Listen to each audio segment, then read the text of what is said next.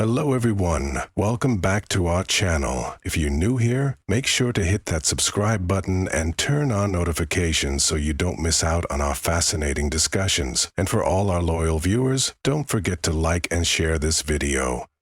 Let's dive deep into these powerful stories from faith and history. Today, we're tackling a question that connects the cosmic and the human. What was the first sin, and how did it lead to the first war?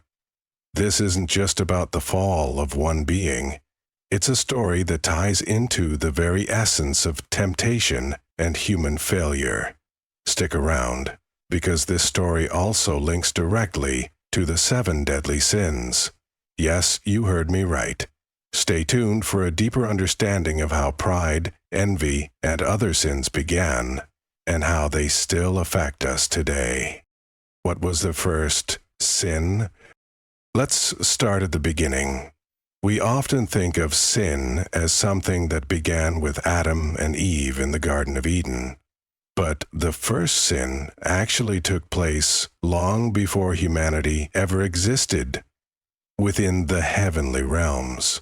The first sin was committed by none other than Lucifer, the most beautiful and powerful of God's angels. Lucifer was created perfect, an archangel who led others in worship of God. But over time, something began to shift. Lucifer started to see himself as more than just a servant of God.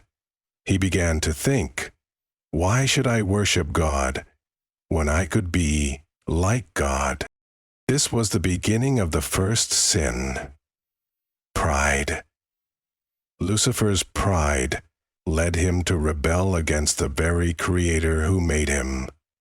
He wanted to be worshipped as God, to sit on the throne of the universe. And from pride grew a desire to take control. This was no small act. It was an open declaration of war. So, how did this pride snowball into outright rebellion? Well, Lucifer's pride didn't stay contained. He began to share his thoughts with other angels, convincing them that they too could rise above God's authority. Lucifer's pride gave birth to envy. He was envious of God's position and glory and sought to steal it. And Lucifer didn't want to rise alone. He convinced a third of the angels to join him in his revolt. They became known as the fallen angels. This act of pride and envy set in motion the first cosmic war, a battle between Lucifer and his followers and the loyal angels led by Michael. It was the first war in the universe, and it was waged over pride, power, and the desire for control. And what exactly was the first war? It wasn't just a skirmish. It was a full-on celestial battle between good and evil. Lucifer and his followers waged war against God's angels. This battle didn't take place on earth. It happened in the very heavens. This war was fierce, but ultimately, Lucifer and his fallen angels were defeated. Michael and his angels fought valiantly and cast Lucifer and his followers out of heaven. And where did they fall? Straight to earth, becoming the embodiment of evil, Satan and his demons. So why did God allow this rebellion to happen in the first place? Why allow Lucifer to even entertain such pride and arrogance? The simple answer is free will. Lucifer was created with the ability to choose. Love, loyalty, and obedience mean nothing unless they're freely given. God created beings with the freedom to choose him or choose against him. Unfortunately, Lucifer chose pride, and that choice led him down a path of destruction. Now, let's connect this story to something you've probably heard of, the 7 deadly sins. These sins have been at the heart of so many struggles, both in spiritual teachings and in human nature. And if you look closely, Lucifer's rebellion is deeply connected to them. Let's break this down. The first sin, Lucifer's pride, can be seen as the root of all sin. Pride is considered the most dangerous of the 7 deadly sins because it leads to all the others. Lucifer's desire to be like God, that was pure pride. But it didn't stop there.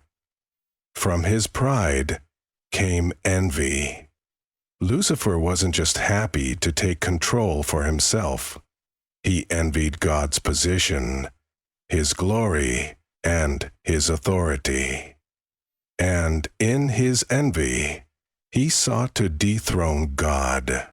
And from envy, Lucifer's rebellion gave birth to other deadly traits. We see wrath in his violent battle against the angels. His followers became greedy for power, and his downfall is filled with the lust for control and dominion over all creation. Lucifer's story is a masterclass in how the 7 deadly sins don't just exist in isolation. They build on each other. The sin of pride opened the door to all the others. And just like that, his rebellion became the first war. A war that still rages today, both in the heavens and in our hearts. So what does Lucifer's story mean for us today? Well, here's where things get personal. His rebellion didn't just affect him or the angels. It set the stage for humanity's own fall into sin. Just as Lucifer tempted Eve in the garden, he's still at work today, planting seeds of pride, envy, and wrath in our hearts.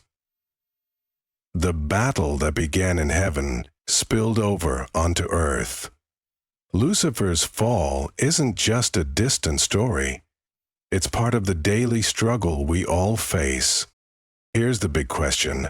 How do we fight against these sins? How do we avoid the same traps Lucifer fell into?